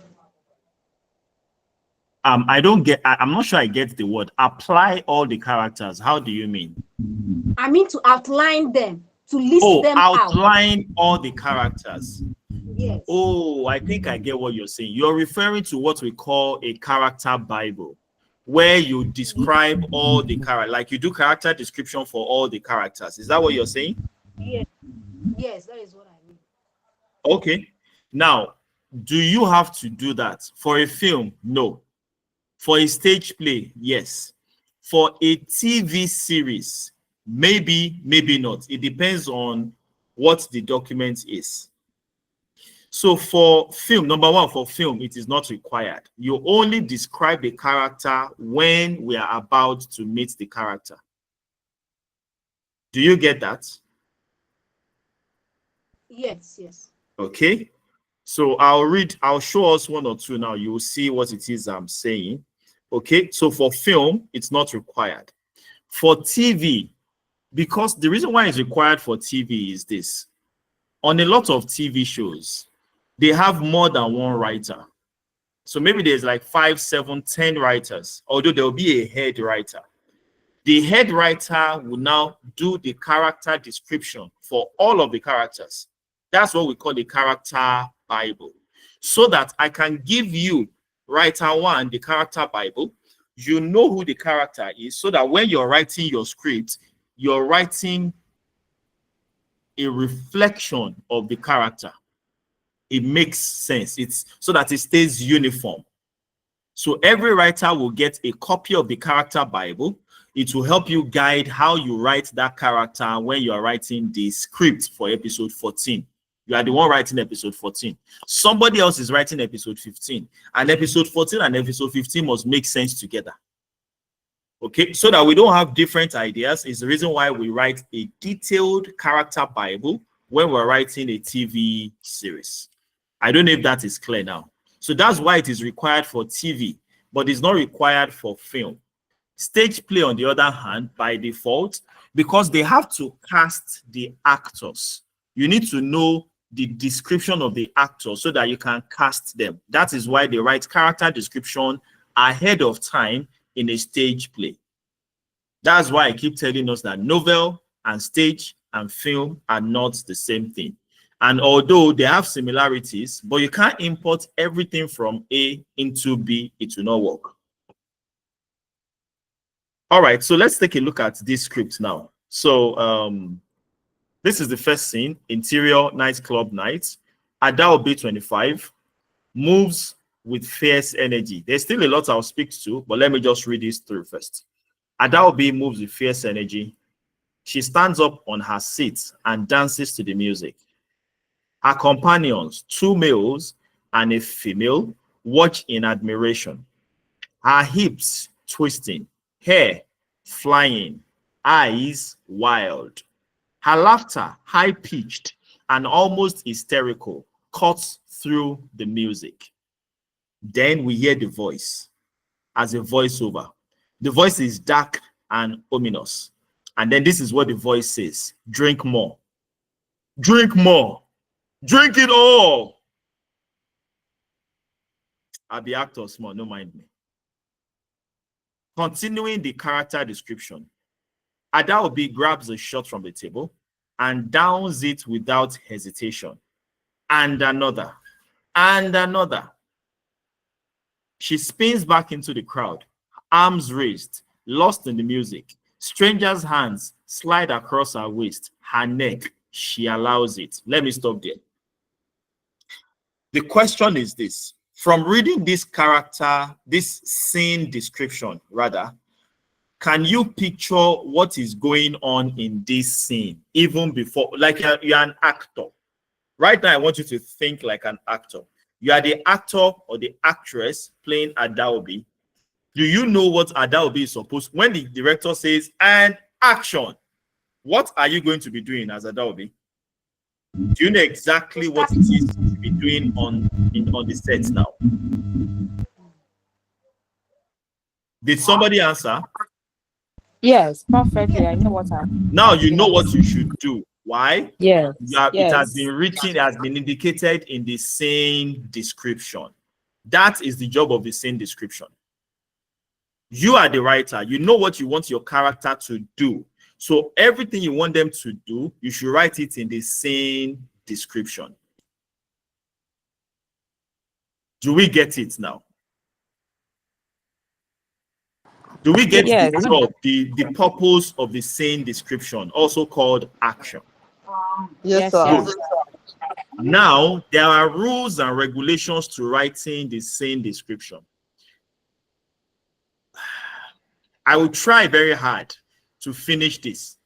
And even if I do, it still requires you to write several times. You submit it. I give you notes on what you're doing wrong or right. You correct it a sub number of times before you can master this. But let me still attempt to teach it, because I don't want it to look like, because it's the free portion of the class, I'm intentionally withholding.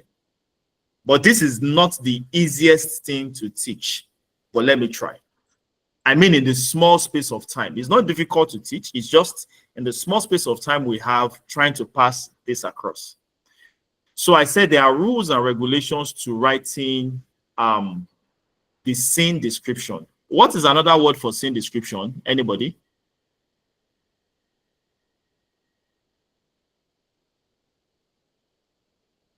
Anybody? What is another word for scene description? Maybe a scene breakdown. No, action. Action. It is called action. So if you're reading a scene, a script writing book, if you're watching a YouTube video or the software we're using and you see action, don't get confused. Action and scene description mean the same thing. Is that clear? Okay. All right.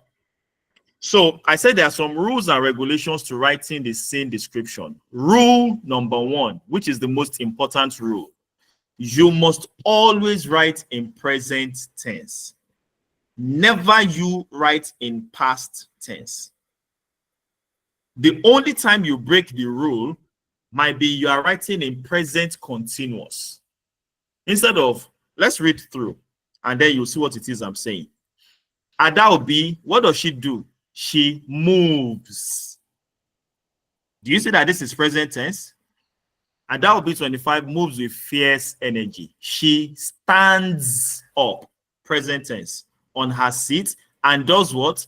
Dances to the music. Her companions, 2 males and a female, watch in admiration, present tense. Her hips twisting, present continuous. Her hair flying, present continuous. Eyes wild, her laughter high-pitched and almost hysterical, cuts present tense through the music. Let's continue. Adaobi grabs a shot from the table and downs it without hesitation. She spins back, her arms raised, lost in the music. Stranger's hands slide across. Do you see that all of this is in present tense? You can never find past tense in a screen description if it is written by a professional. Do we get the first rule of writing the scene description now? Yeah. It must always be in present tense. Moving on. Capital letters. The first time we meet a character, you write that person's name in capitals, also called uppercase. Let me give us an example. So this is the first time we're seeing Adenle in the film. Adenle 25 moves with fierce energy.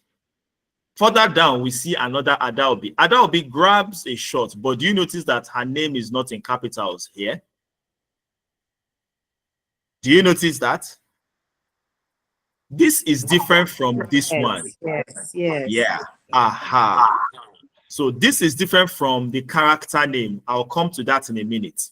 But for the same description, the first time you introduce a character to us, the first time we meet her, of course, part of the introduction is also, remember what we said about character description. This one tells us the age of Adenle, but does not include physical attributes, etc.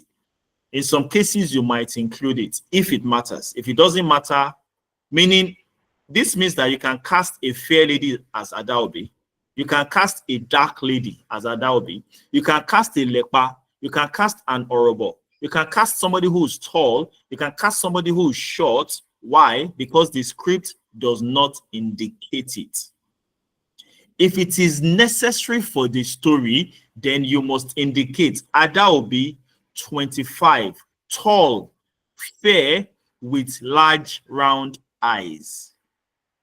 You must write that only because it matters to the story. We don't need a physical description if that physical description is not going to affect the story. But if it is important for her to be tall and fair, then you must mention it. Then the casting director and the director, now they know who to cast for that role. Are we getting this? Okay. So that's number 2. Number 3, there are other things you might capitalize just because it's important. This is the first time we're meeting man, early 30s. You see that it's capitalized. But other times that you see his name, it will not be in capital letters. Let's come to scene 2. Interior hotel room night. What do we see here? What's the first thing you see here? Dim lighting. Why? It is important, meaning that the room should look dark, not well lit. It is important to the story that we are telling. So things like sound. If you hear a gunshot in the film, then you should write gunshot in capital letters. That way, the producer, the director, realizes that this is important. They must hear the sound. That's the reason why you write it in capital letters. So anything that will be important, either because it's a sound, either because it's a prop, either because it's something we must see, you write it in capital letters. E.g., look at this, footsteps. Because the footsteps, the sound of the footsteps is important to the story. Are you getting it? Are you getting it? This is the first time I'm singing tonight. Because you people are not gingering me. So me too, I'm not even feeling gingered. This is the first time we meet Obiageli. Her name is in capital letters. And so on and so forth. Do we get that? Yes. Okay.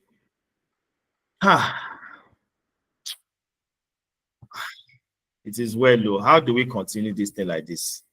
We are not even up to 30% of what we need to learn about how to format a script. Okay, let me mention 2 or 3 other things, and then we'll wrap up there. So I've mentioned the scene header. I've talked about the scene description and the basic rules to writing scene description. The next thing after is the name of who is talking. Now, before I talk about that, the name is the character name, and this is the dialogue, the lines that they say. Do you notice that these 2 components together is not on the same line as this one? This is flushed to the extreme left, but this one is more or less centered. It is indented. I don't know if my English is not too much. Look at this is another character, another scene description. You see that it starts from this edge, whereas dialogue and character name starts from more or less the middle. That is the reason why you should not use Microsoft Word to write a script. You should use a script writing software. It will do the formatting for you automatically. Okay, so I've just mentioned 4 of all of this. Let me come back to here. Excuse me, so that we can easily picture what I'm talking about. Excuse me. Window this. Okay, I mentioned that there are 1, 2, 3, 4, 5 items I'm pointing out to us tonight. Scene heading, the action or the scene description, the character name, the dialogue they speak, and the parenthetical. We've looked at 4 of them already. Scene header, that is this one. Where is scene header? This is the scene header. Interior shopping mall day. We've seen the action or the scene description, which is this one. The explanation of what is going on in the scene before the characters they talk. And then that brings us to the character name and what they say. This is what the character is saying. The last thing we want to talk about is parenthetical. Another word for that is bracket. Something like this. You use parentheticals when you want to tell us how the actor should say their lines. For example, Ada will be playful, relax. I just wanted to compliment you. No crime in that, is there? So this gives us an idea of how Ada Obi is supposed to say her line. Do we understand the concept of parenthetical now? Okay, here's another one. Man, flat. This should not be in capital. It should be small letters. Man, flat. Oh, I get the reason why now. It is assuming that it's a parenthetical. Okay. Flat. Aha, there you are. So this is also telling us how this man says this line. How does he say not interested? He says it flatly, disinterestedly, like without any ginger. Do we get the idea now? Those are the 5 major things we put together to use to format a script. The scene header, the scene description or the action, the character name, what's the dialogue that the character speaks, and parentheticals if you need to add it. At this juncture, I would want to sign out of how about Final Draft? How good is it? Final Draft is the industry standard. It's essentially the best script writing software. But Celtics, the one I use, is free and easily accessible. Is the reason why I recommend it for students. But if you know how to use Final Draft and you have Final Draft, then by all means use Final Draft. Permission to fall out. Permission to end this class. Permission to close for today. This is 10:20-ish. We don't try it today. Class was supposed to end for 9:20. Even though nobody is asking for my address to use Child Deck or Uber Eats to send me dinner or a drink.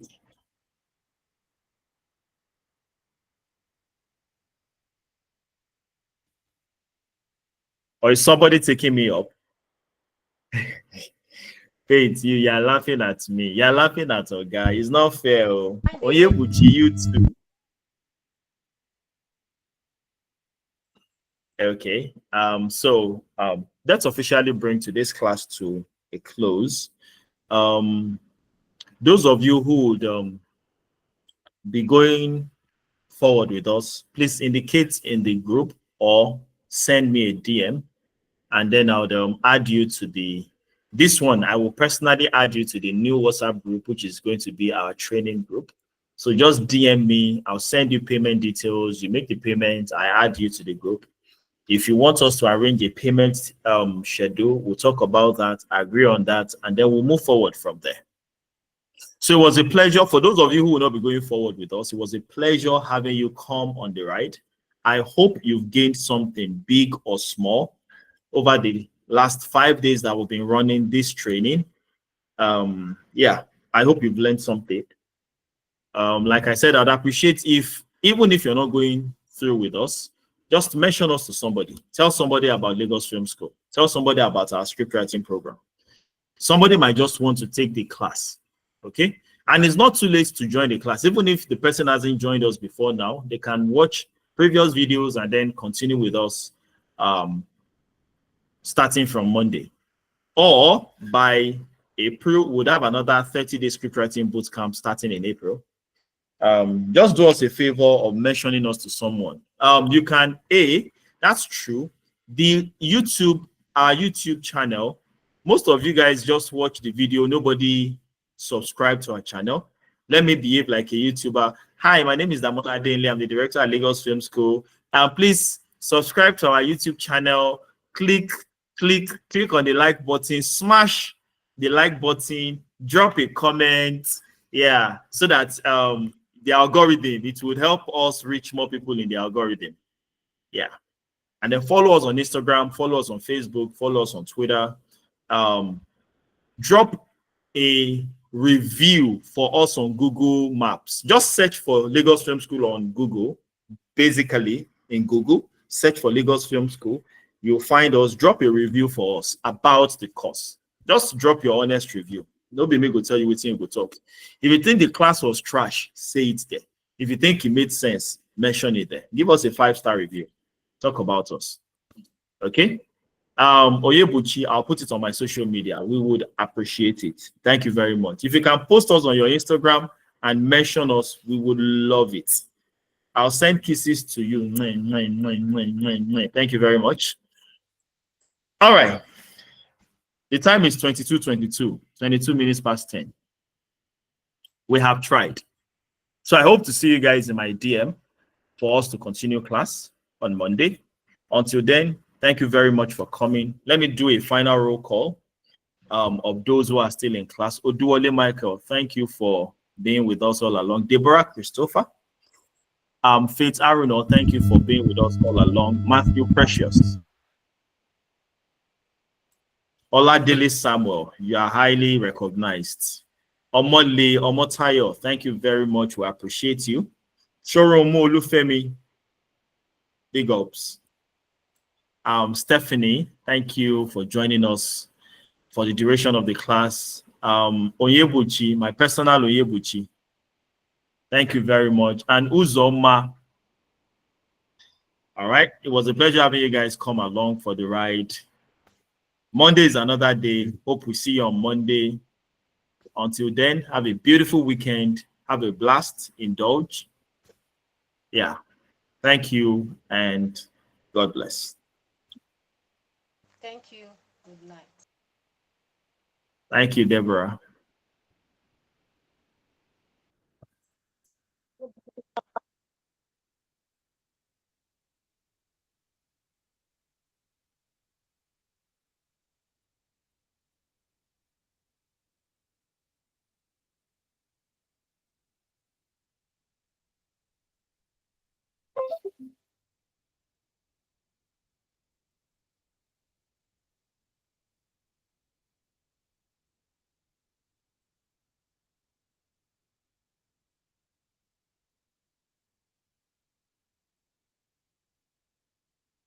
Okay, I think we're good.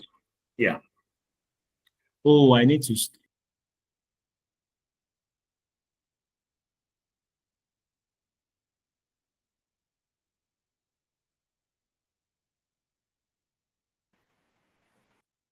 Did I end that recording? Stop recording.